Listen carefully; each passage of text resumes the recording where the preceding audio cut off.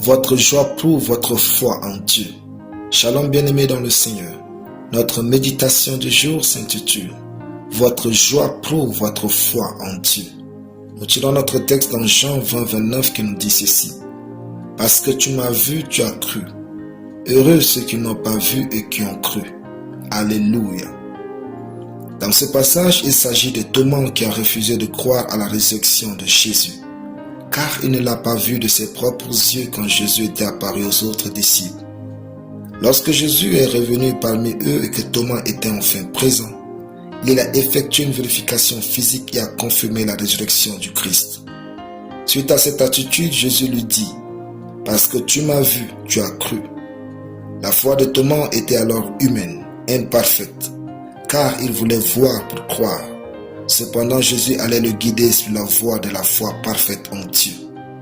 Jésus dit à Thomas, « Heureux ceux qui n'ont pas vu et qui ont cru. » La joie est donc le signe que vous avez foi en Dieu. D'après Jésus, les questionnements incessants, la dépression, l'absence de joie, l'anxiété ne témoignent pas de la foi d'un individu qui croit en Dieu. Parce qu'avec Dieu, vous n'avez pas besoin de voir avec vos yeux pour croire. Vous devez croire pour voir. Il est écrit, heureux ceux qui n'ont pas vu et qui ont cru. Vous devez apprendre à fonder votre foi sur Dieu et non sur les circonstances de ce monde. C'est là que votre véritable joie commence. La foi en Dieu doit vous pousser à croire que même là où il n'y a pas de chemin, Dieu peut frayer un chemin pour vous. Les hommes et les femmes de foi ne marchent pas par la vue. Ils ont dans leur cœur une vision précise de ce qu'ils attendent et dont ils sont persuadés que seul Dieu peut leur offrir.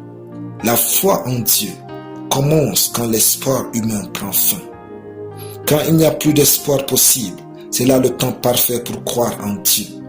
Notre père Abraham a cru ainsi en Dieu et il fut récompensé.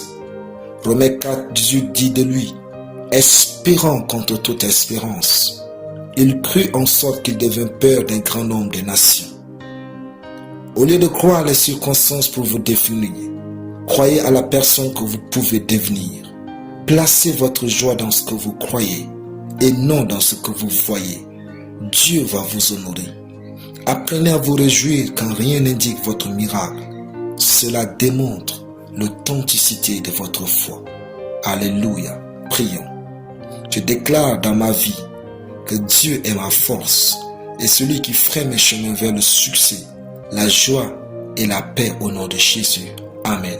La lecture biblique en une année, Michée 1 à Michée 4. Soyez bénis, c'était le pain du ciel.